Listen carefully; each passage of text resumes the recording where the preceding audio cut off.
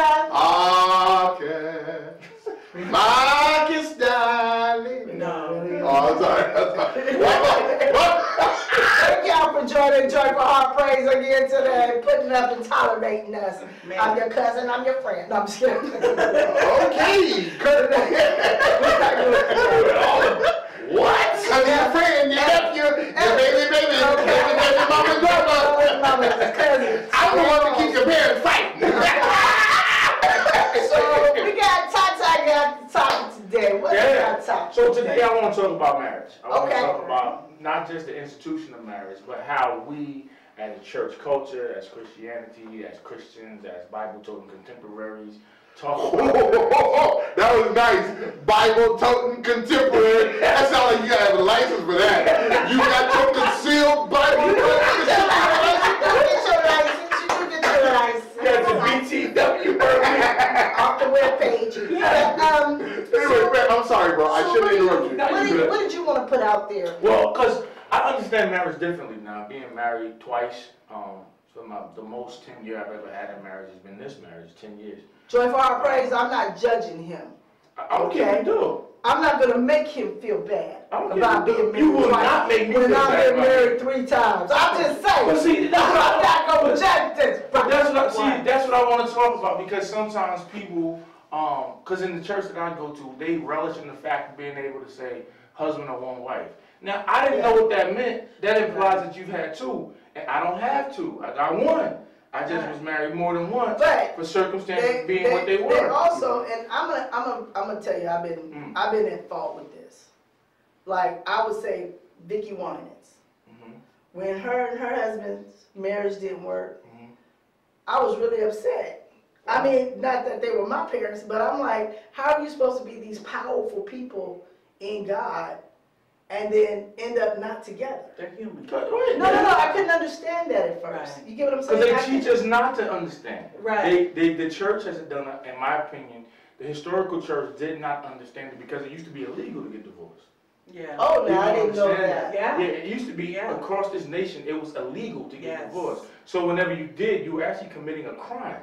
And Is so when that the why church- there are some customs and some people that will purchase oil or kerosene and catch their spouse on fire and kill them? Because that was the actual That was- constitution. Okay. So what that's happened, what happens, and we haven't retranslated it, is back in those days when it was illegal, it was Right. actually a criminal offense to get divorced. So Okay. the church adopted this mentality: you don't get divorced because you don't commit crime. Okay. Well, then it's not a crime anymore. Circumstances are different. People do different things. More than that, the scripture different changed. attitudes. But the scripture didn't even address it in the same way, because what the They scripture didn't was address it pointing the same way, to but was a different culture. What was it, Moses? Moses? Moses instituted the The parameters bill for of divorce. Right. Exactly. But here's what happened. Because people were not doing it under the right pretenses, Exactly. Right. Moses said, let me put these parameters in place Right. that fit This the is- culture yes, of where they were at that time. Right. And now we as a current church go, if you get divorced, you're going to hell. I think my problem is when Not every, I should say, marry some somebody, church. when you marry somebody, like my first husband, I knew that wasn't the man I was supposed to be marrying, because I took him to church under Apostle Eugene Satterwhite, and while he was up there preaching, I knew why I was there, so we were sitting in the back, and he said, in the middle of his preaching, he stopped preaching, he said, I don't know who this is for, but no, that is not your husband. No. And I was like, hey, you weren't supposed to give me that answer that fast. Hey, wow. Who says that you're supposed to do that? In the middle of your And then message. I wasn't ready, but I wasn't ready. And then I said, well, God, if he's not my husband, let us break up. It wasn't even 24 hours and we broke up, and I said, well, wait a minute. That was too fast. My heart The answer you asked for, you got, but it This brother was light-skinned with hazel eyes. I wasn't prepared to let that What go. is up with y'all in these life? I don't know. It wasn't good for me. It wasn't good for me, baby. I don't know. I don't have Cheated. But anyway, so then my next husband, I said, God, if I'm supposed to be with this man, let somebody a man of God that doesn't even know us, say, thus said the Lord, this is your husband. How many signs did you need? Right, because you didn't believe the first time. Well, yeah. Well, I knew the first one. Yeah. I'm talking about the second husband now. Oh. Remember I said, I had 3 I know. in my bill. I got The third one has been there the longest. Thank you, Jesus. But anyway, so we met a pastor And out of the blue, we met him. We was like, hey, we just wanted to come meet you, shake your hand, blah, blah, blah. Good service, good service. This brother said, I don't know why I'm telling you this, but God says, brother, this is your wife, and sis, this is your husband. So when we got divorced 6.5 years later, people were telling me, hey, I thought you said it was of God. Right. But the one thing I had to tell them is, God is not going to make a person do something that they do not want to do. Now, do I feel that that person had any regrets leaving me? Of course. Always, as if. Of course. Yo, you went straight Beverly Hills 9. You know I do that. But now you went back to Bonquitterville. I'm just saying, I'm doing everything I'm doing. But that's what I think the mistakes come into, because my first husband, I was going to stay in there no matter what, no matter how much he was cheating on me. Because the church told you. Exactly. You stay, no matter how bad it's not like if he's your boyfriend. If he's your boyfriend and he's cheating on you, you just leave that joker alone. Right. But I feel but you gotta supposed stay to go in even in the word it tells you. But I'm just thinking, but you gotta believe how I was raised. No, I was raised the same. You gotta pray. Yeah. You gotta pray that he don't come smelling like Victoria Secrets. That's her secret name, none of my business. But I'm just saying, he wasn't supposed to come home smelling like that. It's amazing to me that the church will teach you to stay in abuse. And no matter what. That's just that's an emotional. And it's not every. I'm not saying every church. Yeah, no, I'm just saying, but that's an emotional. But even if it's physical, do you know how many? I was in Germany. Okay. I did a survey when I was a part of a different denomination, and the survey came back that 72% of the pastors' wives were currently getting abused, physically, sexually abused. 70% of the current wives. And controlled, right? Because it's all control. And so the bishop that read the result, it was in that conference. They did the results in that conference. He came out, he was like, we've done a horrible job in teaching y'all what marriage really is. Exactly. Because for you to stay in an abusive relationship, male or female, I shouldn't say wives, it was spouses. It was male and female leadership. So spouses, and the funny thing is, and maybe Marcus can help me on this one, when it happens to men, we get viewed as weak. But if you're being physically abused? Not even if we leave because of abuse, whether it's physical, most men won't even sexual, admit to it because there's the stigmatism that says that they're weak. Especially the church. Because how can you be a preacher and you can't control a woman? Oh yeah. Right. As if women should be that's controlled. Because they it's another say, issue. If you can't control your household, how are you supposed to control the house of God? I'm just throwing that. I'm just telling you what has been said. If you can't control, but you shouldn't have to control this. Your spouse is not, someone that you're supposed to be controlling. Your children ain't controllable. If kids were controllable, you wouldn't need rules. Right. Like, because my daughter, she's not, but because of my 16-year-old daughter, if she got pregnant, they would say it's my fault. Like, I was there with her. Right. Like, you can be taught all kinds of things, but make conscious decisions to go beyond your God teaching. Gave us all. That doesn't negate. Now, if I let my kids run all willy-nilly, what we're gonna do. Yeah. Right. I mean, if I let my kids go willy-nilly, my family's in shambles because I'm not being responsible, that's a different conversation. Right. But I can't control. Like, my wife is not, I tell her what my desires are, and it's her decision to meet those or not. Right. I can't say, well, I can, but it wouldn't be proper in my opinion. You're not a good wife because you don't meet every whim I have. Well, that's controlling. Yeah, that is controlling. Then you should not have gotten married to this person because they're not a robot, they're a human. They have a right to say, today I'm not feeling whatever. I ain't making you 3 pounds of ground beef steak. Because I got a maniac in my head. Something's wilding in my brain. I got a migraine. I got to get up and prance around for you because you can't. That's crazy to me. That's abusive.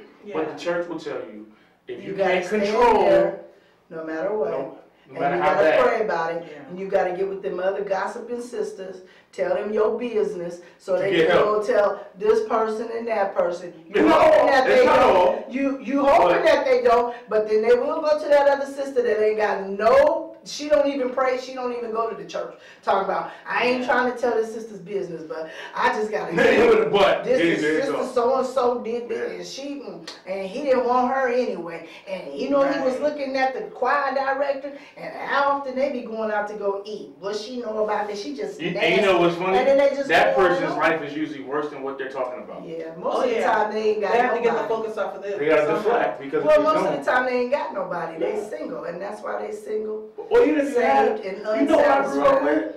So-and-so's husband died. I'm like, man, you're a widow. That's horrible. Like, you're lonely. Yeah. And then we found out he ain't dead. He in Chicago.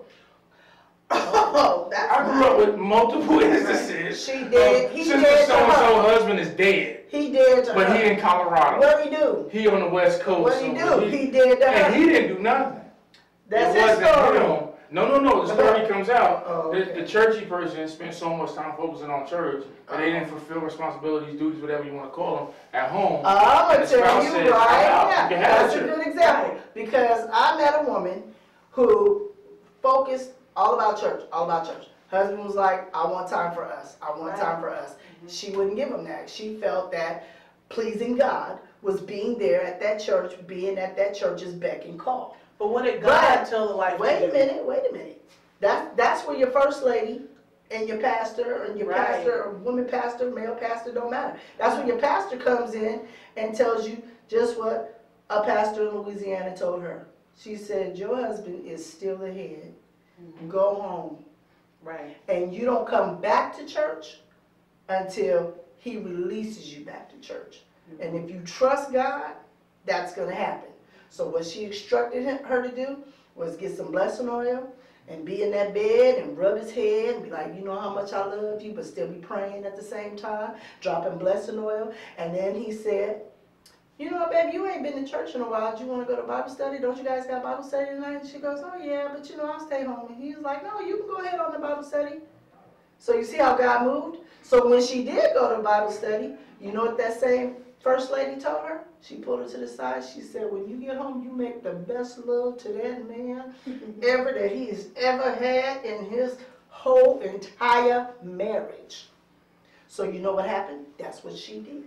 And every time she went to Bible study, that's what she went home and did. And you know when she thought she wasn't going to go to Bible study on Wednesday, that brother said, hey, don't you got you supposed to be going to Bible study. Here, just stuck your bags over there, your bags over there. You going to church Sunday too, right? Sunday you going to church. Brother planning revival, so like, I got for a whole week. Happy because that's how she changed it. And I mean, you just got to work with what you work with. Yeah. I don't know. I just, you know, growing up in church my whole life, seeing marriages fail over and over, relationships fail over and over. I think the it's key, hard. One of the main keys, the reason why so many fall apart is because there's no balance. Right. There's no balance between your church life and your home life and everything in between. And then there's the point where nobody wants to give. And marriage in itself is give and take. You have to be able to compromise. And if you're not willing to do that, then you shouldn't be married. Or even not take. But also, you cannot think that if you don't go to church and you do stay home with that spouse, that you're choosing that spouse over God. But wait, what's wrong with that? You're not choosing that spouse over God. What's wrong with that, though? You love God. Even if you are. It's not the church. If you're choosing your spouse over the church, so you have differentiation between God and church. It's separated. It's not that you're turning your back on God and I'm putting my spouse before God. I would never put my spouse before God. However, you still have to. But I will put my wife before the church. Well, that's what church and it's supposed to be God first. God first. Your family. Then your family. Then your church. I would 100%, anybody ask me, in that order. If it came down to my wife or my church, which I love my church, but I love my wife more. Right. Because contrary to popular belief, my church ain't never been there when I was hungry. Right. They've never been there when I was lonely. They've never, not that they have to be. It's not their role. I don't want my church to touch. No, mine has. They're good people. I don't want them touching you like that. What I mean is the entity called church. I know. They're great people. I love them. But at the end of the day, I don't get judged by what kind of churchman I am. Right. Yeah, but if you're supposed to leave your parents and cling to your wife, who says you're supposed to not leave that church and cleave to your wife. But here's the No part one that said I you're always supposed to joke leave with. your wife and cleave But to I that joke around with church. this. You know what's funny? A lot of times, culturally, we tell a man who's underneath his mom, being a mama's boy is wrong. But we tell a young lady who's underneath her dad or parents that that's what they're supposed to do. Yeah, How come there's no I've balance heard in that. that? How come when a young lady decides to leave her family and cleave to her husband, she gets looked at as this individual who defaulted on a promise she made to her mom and dad? That's crazy. It's see, we don't have We we don't have a balance. We don't Well, I would say it has to do with a lot of daddy don't want to let her go. and that's fine. I hope my wife's father did not want to let her go. That was a wonderful thing for me. Because if your family is like, get out, I don't want you. You're like, why I'm like, why are you trying to Why force won't you? Or somebody like, roll up. Like, I don't want that. If y'all don't want it, why Oh, would I want it? you relieve me, thank the Lord. I Take that back and I don't want it. I hope all my children meet spouses that go, please can I have them? Please, and we're like, no. I hope it never comes to get out, go. We'll pack for them. Oh, no, our bags are on the curb. You don't even Like, have the house. they were packed 5 years ago. You could just swing by with them in the trunk and get going. But no, I don't know. It's just, for me, it's really difficult to see, you know, marriage is struggle. Because Martin Luther King said longevity has its place, but I think we've misplaced longevity to mean that because you did it for a long time, you did it right. Right, and that doesn't mean that. But the thing is, also in churches, and I emphasize a lot in black churches, people don't want to seek help either. It's They don't embarrassing. Yeah, if they're seeing a counselor or Especially men. or, you know, they No, don't not even feel like especially something. both. Men, 'Cause no, but women there's a lot of sometimes- men that'll say, I don't need no man telling me what I'm supposed to do with my wife. But if you're not doing the right thing, yes, you do.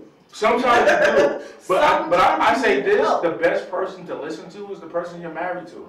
Yeah. Oh, The person absolutely. I that have knows to my agree wife with that. better But than this me is her. But this is the The pastor problem. don't know my wife If like there's I a do. disconnect and the communication is not there, sometimes you need someone Oh, you to need a advocate. Band-Aid. Maybe Somebody I to can be give there you to some help. ideas. Without They a can give you doubt. some ideas Yeah. because I'm strong. I'm like a born leader.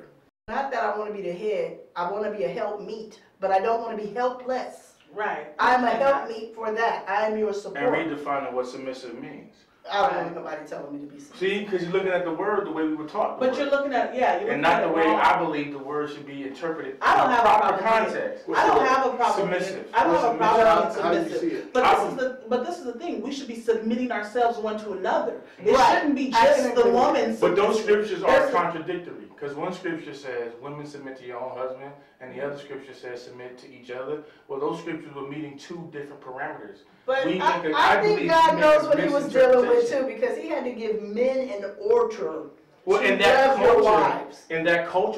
that was necessary. See, Paul's letters were written to different countries. Yeah, and I get We had the that. I get benefit of that. having them all in one book, but they were actually written to different countries and Right, different I get situations. So if one is contradicting if you read it literally, Yeah. but I think the word submission means it's saying, hey, if you're the head, you're the husband, I don't agree with you, but I got your back. Right. Unless you're doing something illegal or I morally think we need incorrect. to entertain this conversation a little bit more because I think it goes a lot further. I think it goes a lot deeper. Right. I think there are so many other topics to the marriage thing in the church. Sure. Like I want to talk about pastors who have their side chicks sitting in the front pew. I want to talk about their They in the first ladies. pulpit with them I'm saying, sometimes. and I want Oh, to talk Jesus. about them first ladies And the or good ones too. I just powerful don't like the good ones. evangelists that got their men laid up looking in the choir and they cuddled up with the musician. I mean, I want to talk about all of that and how to get that straight. And people need to take off these masks. Yeah, I want to. These That's couples what I want who to talk are about transparency. Supposed to be so loving Real and got it all together, but it's really a mask. They're good They've at been it. out of love with each other for years.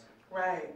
But this, I wanted to hit the good ones too. That's Because what I I'm think saying. part of my inspiration with my marriage now is being one of the good ones, the one of the real ones. Yeah. When people see me and my wife in the mall, they really go, y'all really come outside like I that. have to say Like that. we really, my brother has been in my house. We really act like that at the house. Like Right. we really, And I have to and agree it's with weird you because I was like, I've never seen that before. there's a time where you meet somebody and you think that, okay, not think, but you're told, okay, God, this is my husband, God, this is your wife, blah, blah, blah. But if it don't turn out to pan out, he might not have been the one that was planned, but there is the one that came in that felt the need. And that's another It was thing a good substitute that God gave me. I don't My believe in husband now. substitutes. My husband now. Because my first husband, he got selfish. And he went his own way. But the one that I have now is just awesome. He was married before. So, I mean, you get what I'm saying? No, yeah, I get it. I just the word substitute for me, I get the teacher, like, you're just a placement for the real thing. But you are not the real thing. I believe Well, this is what we well, we both got sidetracked and distracted, but now we've got Jesus, hallelujah. Okay, that sounds better. One thing about Joyful Heart Praise, and I'm glad we had that topic, and we will revisit this one. But are you mad at me? Because I'm just saying, I didn't get my point across. No, I'm just kidding. We'll do part 2 and 3. We're going to do part 2 and 3 on this marriage seminar. But we want to emphasize with Joyful Heart Praise, the one thing that we like to offer is local talent. We like local talent to be displayed. And if you call, if you write, send it in, the music, he's going to introduce the group. Oh, but just we love you. Hey, speak up. Hey. We might have to edit that. But we want to emphasize local talent.